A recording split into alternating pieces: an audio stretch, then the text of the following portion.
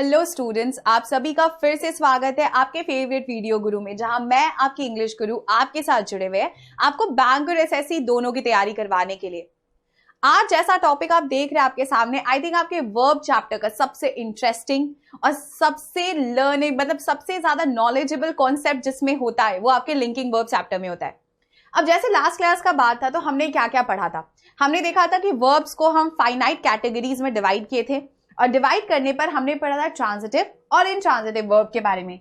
अगर आपको याद हो तो हमने ट्रांजिटिव के साथ पढ़ा था कि इसमें ऑब्जेक्ट होता है और इनट्रांजिटिव के साथ हमने पढ़ा था कि इसमें ऑब्जेक्ट नहीं होता है ना। ऑब्जेक्ट को खोजने के लिए हमने आपको सिखाया था कि आपको सेंटेंस में व्हाट का या फिर whom का आंसर देना है, वाइल इनट्रांजिटिव के लिए WH का कोई भी और वर्ड व्हाट एंड whom को छोड़कर अगर आंसर देगा तो वो इनट्रांजिटिव है। आज जो आप पढ़ने जा रहे हो वो है आपका लिंकिंग और फ्रेजल वर्ब में से सिर्फ लिंकिंग वर्ब के बारे में, ठीक है। अब आज हम पढ़ेंगे लिंकिंग वर्ब्स के बारे में। अब लिंकिंग वर्ब्स हमारे सेंटेंसेस में किस किस फॉर्म में अवेलेबल होते हैं। एक पहला वो आपके सेंटेंस पे हेल्पिंग वर्ब बनते हैं। कौन से वर्ब बनते हैं? Helping verb. और दूसरा वो आपके सेंटेंस के मेन वर्ब बनते हैं, मतलब वो जो मेन एक्शंस को दिखाते हैं वो बनते हैं। फाइन। नेक्स्ट हम पढ़ रहे हैं कि हेल्पिंग वर्ब्स में हमारे पास सेंटेंस में ऑक्सिलियरी वर्ब्स होते हैं और मेन वर्ब्स। ऑक्सिलियरी वर्ब्स को अगर हम फर्दर डिवाइड कर दें तो हमारे पास एक बनता है आपका प्राइमरी ऑक्सिलियरी और दूसरा बनता है आपका मॉडल ऑक्सिलरीज। ये दोनों अपने अपने केसेस में बहुत प्रोमिनेंट पार्ट प्ले करते हैं। जहां तक मॉडल ऑक्सिलरीज का सवाल है, ये बहुत मिस तरीके से हम लोग स्पेल करते हैं या गलत तरीकों से यूज करते हैं, जिसका यूज आज आप लोग क्लियरली समझोगे। फाइन। नाउ प्राइमरी ऑक्सिलरीज और मॉडल ऑक्सिलरीज की अगर बात की जाए तो प्राइमरी ऑक्सिलरीज में हमको to be form of verb मिलते हैं, to do form of verb मिलते हैं और to have form of verb मिलते हैं। अब ये वर्ब्स क्या क्या हैं? अगर हम सेंटेंसेस को तोड़े तो जब भी हमारे पास सेंटेंस में किसी भी स्ट्रक्चर में बी फॉर्म होता है तो हम मानते हैं कि वो is, am, are, was, were वाले फॉर्म है। अगर डू है आपके सेंटेंस में तो वो डू, डज, डिड, मतलब आपके सेंटेंस का पास्ट से लेके फ्यूचर को रेफर करने वाले वर्ब्स। और फाइनली अगर आपके पास हैव है तो जो परफेक्ट बनाता है आपके सेंटेंस को वो है आपका has, have and had. So basically ये तो आपके प्राइमरी ऑक्सिलरीज के सेक्शंस हैं। फाइन। अब लिंकिंग वर्ब्स का हमारे सेंटेंस में काम क्या है? आपके किसी भी सेंटेंस में आप कोई भी स्टेटमेंट अगर बोलते हो तो जो बेसिक स्ट्रक्चर जाता है वहां पे लिंकिंग वर्ब्स मतलब आपके हेल्पिंग वर्ब्स और आपके मेन वर्ब्स का प्लेसमेंट और उनका यूजेज ही आपके सेंटेंस के मीनिंग को बताता है। चलिए बढ़ते हैं आपकी फर्स्ट स्लाइड की तरफ about linking verbs. Primary auxiliaries में जब आप बी फॉर्म को पढ़ रहे थे तो हमने एक छोटा सा रिविजन करवाया था आपको। It is about is, am, are, was, were. If you are talking about to do form, we will be studying about do, does and did और इनके different uses. And then finally, we have to have form जिसमें हम पढ़ेंगे has, have और had के बारे में। Clear? Next, अगर हम सेंटेंस को तोड़े तो हर एक सेंटेंस में हमें कैसे कैसे वर्ड्स मिलते हैं। देखो, हमेशा अगर हम पहला स्ट्रक्चर उठाएं तो हमको सेंटेंस में दिख रहा है एक सब्जेक्ट, इसके बाद हमें मिल रहा है am, अ टीचर। अब ये तो देखो भाई मेरी क्या है, ये मेरा स्टेट बता रहा है हम क्या है, हम एक टीचर है। यहाँ पे जो एम है आपके सेंटेंस में वो किसका काम कर रहा है? आपके हेल्पिंग वर्ब का, है ना। हेल्पिंग वर्ब का अगर बात करा जाए या मेन वर्ब का अगर बात करा जाए तो ये आपके सेंटेंस में जो प्राइमरी ऑक्सिलरी है ना, जो प्राइमरी ऑक्सिलरी है ये actually be form of verb का काम कर रहा है। In the same way I was a teacher, हम एक टीचर थे, ठीक है। तो ये मेरे स्टेट को फिर बता रहा है हम थे, मतलब ये मेरे स्टेट को कहां पे रेफर कर रहा है? पास्ट में रेफर कर रहा है। Then I have, I will be a teacher, ये मेरे सेंटेंस को कहां पे रेफर कर रहा है? फ्यूचर में रेफर कर रहा है। देखो आपके वर्ब के सिर्फ फॉर्म्स चेंज हुए हैं, एम, वॉज, विल के साथ बी, और हमारे तीनों टेंसेस हमारे सेंटेंस के स्ट्रक्चर को चेंज कर दिए हैं। Right. So basically primary auxiliaries की बात की जाए या मॉडल ऑक्सिलरीज की बात की जाए, इनका प्लेसमेंट या इनका यूज हमारे सेंटेंसेस को डिटरमाइन करता है या बताता है कि इनका प्लेसमेंट कैसा होगा और हमारा सेंटेंस कैसा मीनिंग कन्वे करेगा अकॉर्डिंगली। फाइन। चलिए बढ़ते हैं आपके नेक्स्ट स्लाइड की तरफ, which is he does not invest in any equity fund. Now here we are talking about the to do form of verbs. Fine. He does not invest, वो किसी भी liquidity fund में या equity funds में investment नहीं करता, ठीक है। तो ये उसके प्रेजेंट का स्ट्रक्चर है, वो करता ही नहीं है, वो नेचुरल स्ट्रक्चर है, ठीक है। He will not do any investment in any equity fund. May be वो बहुत सारे पैसे उसके खराब हो गए या उसने बहुत सारे पैसों में लॉस झेला है, तो वो आप बोल रहे हो कि फ्यूचर में भी वो किसी इक्विटी फंड में कभी भी कोई इन्वेस्टमेंट नहीं करेगा। तो विल नॉट डू, यहां पे विल के साथ इसको रेफर कर रहे हैं हम फ्यूचर एक्शन को। इन द सेम वे अगर आप सेंटेंसेस को फर्दर पढ़ो तो we will start with this, he will start the work with me and has completed it by the end of the month. एक बार इन दोनों सेंटेंसेस को पढ़कर देखते हैं। जो नेक्स्ट सेंटेंस है वो देखिए, he will start the work with me, he will start the work with me and have completed it by the end of the month. Now let's see both the statements और subject और verb का placement। अगर हम sentence को की बात करें तो यहां पे ये जो has completed है, has completed by the end of the month है, वो किसके लिए जा रहा है? वो he के लिए जा रहा है। He has completed it by the end of the month, है ना।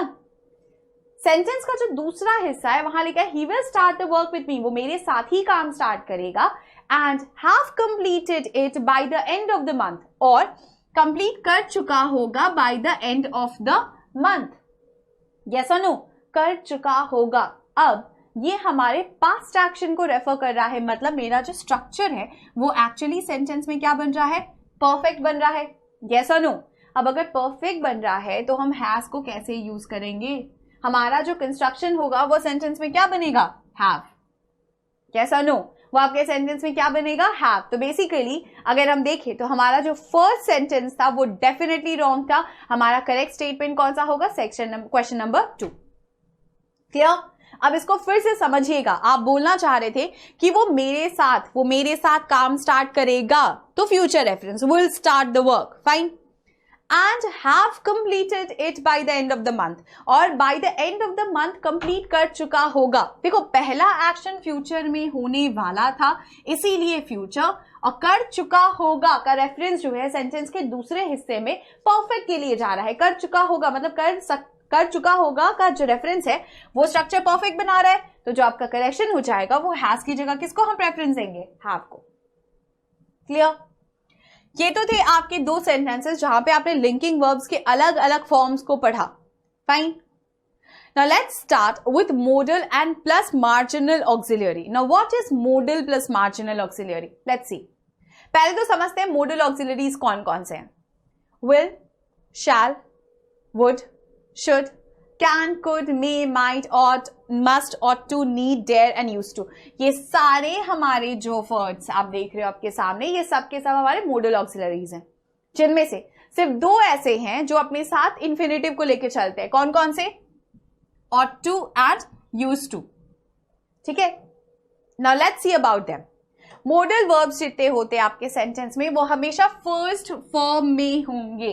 अगर इनके तुरंत बाद किसी वर्ब को बिठाया जाएगा तो वो वर्ब आपके सेंटेंस में हमेशा फर्स्ट फॉर्म में होगा। He will do, he shall do, he will done नहीं होता है ना। तो यहां पे हम क्या बोलेंगे? He shall do, he would do, you should do, you can do, you could do. तो यहां पे जितने भी जगहों पे आप देख रहे हो आपका जो मॉडल्स है वो आपके साथ सेंटेंस में कौन से फॉर्म में है? V1 के साथ। कंफ्यूज मत होना, हमने यहां बीच में कहीं पे भी हैव हैज नहीं यूज किया, ठीक है। चलो याद ये रखना है आपको कि मॉडल्स अपने साथ वर्ब का फर्स्ट फॉर्म फॉलो करते हैं, बट V2, V3, V4 या V5 या 2 + V1 को फॉलो नहीं करेंगे। मतलब ये स्ट्रक्चर डिस्कार्डेड होता है मॉडल ऑक्सिलरीज के साथ। फाइन, याद रखिएगा, फिर से समझा रहे हैं, हम इसके तुरंत बाद के वर्ब की प्लेसमेंट की बात कर रहे हैं, हम बीच में किसी भी अभी हेल्पिंग वर्ब का बात नहीं किया है। फाइन, ये तो था आपके सेंटेंस में कि मॉडल्स क्या क्या हैं। अब इनके यूजेस कैसे कैसे हैं और हम मॉडल्स को सेंटेंसेस में कहां कहां पे क्यों यूज करते हैं, हम अब इस स्लाइड के बाद से उनके बारे में पढ़ेंगे। तो चलिए बढ़ते हैं आपके फर्स्ट स्लाइड की तरफ, about models. So the first thing that we'll be going to study about modals is the use of will or shall. अच्छा, बचपन से पढ़ते आ रहे हैं, ये पता है कि will जो होता है वो सेकंड और थर्ड पर्सन के लिए जाता है और shall जो होता है ये फर्स्ट पर्सन के लिए जाता है, यही ना, राइट? कौन सी किताब में लिखा है? कहां लिखा है कि हम आई के साथ विल को यूज नहीं कर सकते? अब हम पढ़ेंगे rule of reversion. Now let's see the sentences first, इसके बाद हम आपको आपके कॉन्सेप्ट के एक ऐसे हिस्से में लेके जाएंगे जहां पे आपको एक्चुअली समझ में आएगा कि विल और शैल को सेंटेंसेस में यूज करना कैसे है। ठीक है, लेट्स सी। फ्यूचर टेंस की अगर बात की जाए तो ये दोनों वर्ड्स हम किसे रेफर करते हैं? सिंपल फ्यूचर टेंस को रेफर करते हैं। Fine. In future tense, helping verb shall is used with I and we. किसके साथ जाता है? I के साथ जाता है, we के साथ जाता है, सब जानते हैं, है ना?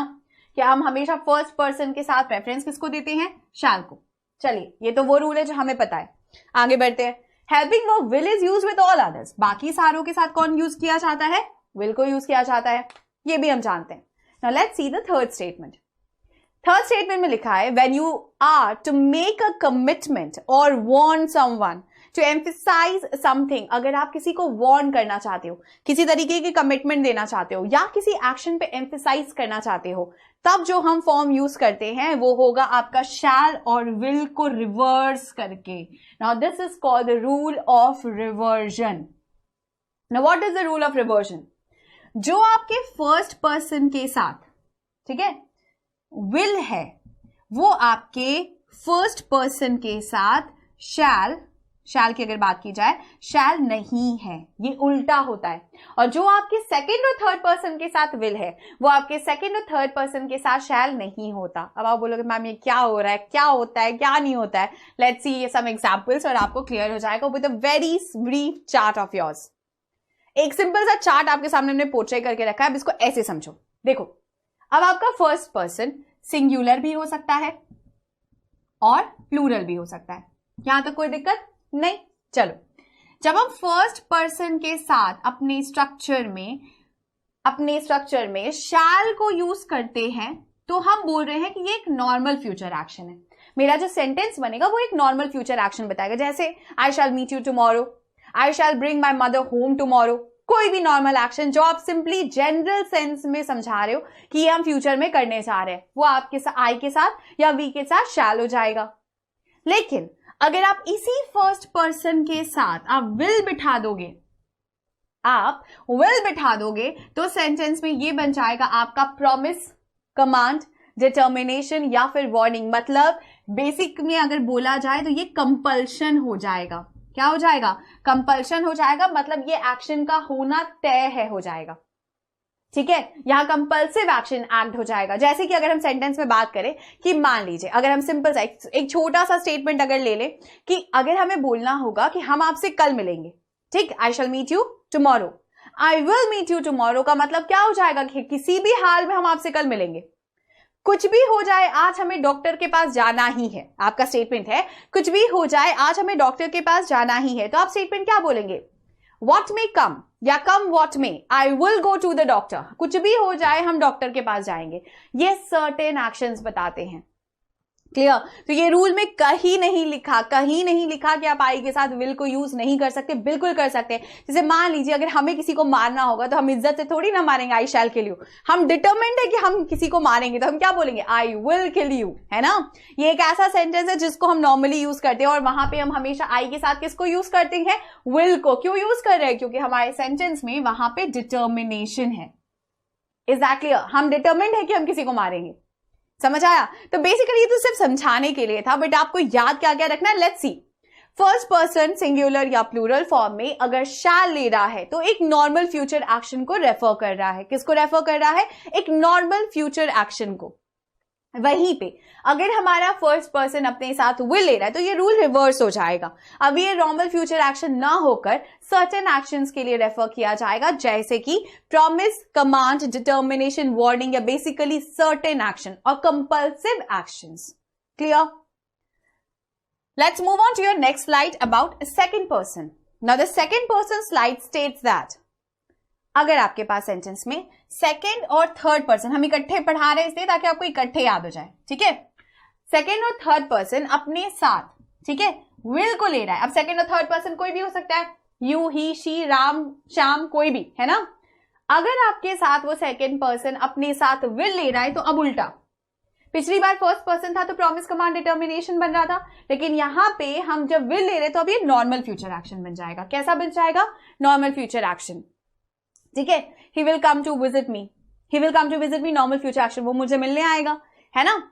लेकिन ये रूल रिवर्स कब होगा, जब इसी सेकेंड और थर्ड पर्सन के साथ आप सेंटेंस में शैल को यूज कर लोगे। किसको यूज कर लोगे, शैल को। तो ये बन जाएगा आपका प्रॉमिस, कमांड, डिटर्मिनेशन या फिर वार्निंग। जैसे कि सिंपली अगर देखिए, आज हमारी और आपकी लड़ाई हुई है, तो हमने बोला अब इतनी लड़ाई हो गई ना कि वो हमारे कमरे में अब नहीं आएगा, तो हम बोल रहे हैं he will not enter my room, है ना। After so much of fight he will not enter my room, normal future action, he third person, will आपका structure, will not enter my room एक नॉर्मल फ्यूचर एक्शन डिपिक्ट करेगा। अगर यही चीज में हम शैल घुसा दे, तो अब आप मेरे सेंटेंस का टोन देखो, कम वॉट मे या do what ever happens you shall not enter my room. अब यहां पे जो हमारा टोन चेंज हो गया, जब हम बोले you shall not enter my room में हम क्या कर रहे हैं, हम आपको कमांड दे रहे हैं कि कुछ भी हो जाए आप हमारे रूम में एंटर नहीं कर सकते। तो basically rule of reversion is a very vital concept of verb chapter और लिंकिंग वर्ब का सबसे एसेंशियल पार्ट है। तो आप क्या पढ़े, आपने देखा कि अगर आपका सेकंड पर्सन या थर्ड पर्सन अपने साथ किसी भी फॉर्म में विल को लेगा तो नॉर्मल फ्यूचर एक्शन, राइट। लेकिन अगर यही सेकंड और थर्ड पर्सन अपने साथ शैल को लेगा तो ये क्या बन जाएगा, प्रॉमिस, कमांड, डिटर्मिनेशन या फिर warning, just like I will. Sorted. I hope अब आपको ये समझ में आ गया होगा कि शैल और विल को हम पर्टिकुलरली कहां पे सेंटेंसेस में यूज करते हैं और वो क्या रेफर करते हैं। चलिए कुछ एग्जाम्पल्स के साथ इसको पहले क्लियर करते हैं, फिर आगे बढ़ेंगे। I shall release this book on Monday, एक सिंपल सा स्टेटमेंट है, हम ये बुक मंडे को रिलीज करेंगे, तो normal future action. I will release the book on Monday का मतलब क्या हो जाएगा कि हम कमिटमेंट दे रहे हैं कि ये बुक हम अगर रिलीज करेंगे तो मंडे को ही करेंगे, है ना। तो यहां पे बेसिकली हमारे सेंटेंस में क्या जुड़ रहा है, commitment. He will not enter my room is a normal action. He shall not enter my room is actually a commitment, or basically you can also say that it's in the form of a command in your sentence. ठीक है, it's also in the form of a command. Sorted? यहां तक का will और shall के use के अलावा we will be studying about would. ठीक है, खैर हम आपको पूरा स्लाइड के थ्रू समझाएंगे, बट उसके पहले आपको एक सिंपल सी चीज समझाते हैं। देखो, ये तो हम सब जानते हैं कि जो मेरा विल होता है वुड उसका पास्ट फॉर्म होता है, राइट। इसमें किसी को कोई दिक्कत नहीं, वुड पास्ट फॉर्म होता है। वुड को होने के लिए आपके सेंटेंस में कुछ कंडीशंस का भी होना जरूरी है।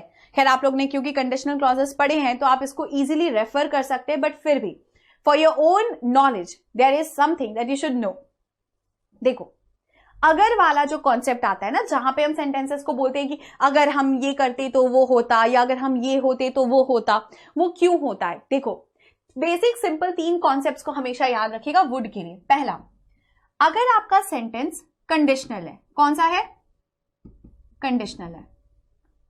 दूसरा, वो आपके सेंटेंस में एजम्पशंस पे बेस्ड है, आपके सेंटेंस का कोई भी सिचुएशन आपके सेंटेंस में एजम्पशंस पे बेस्ड है, या फिर आपका सेंटेंस अनरियल सिचुएशंस को रेफर कर रहा है, तो वो वुड ले सकता है।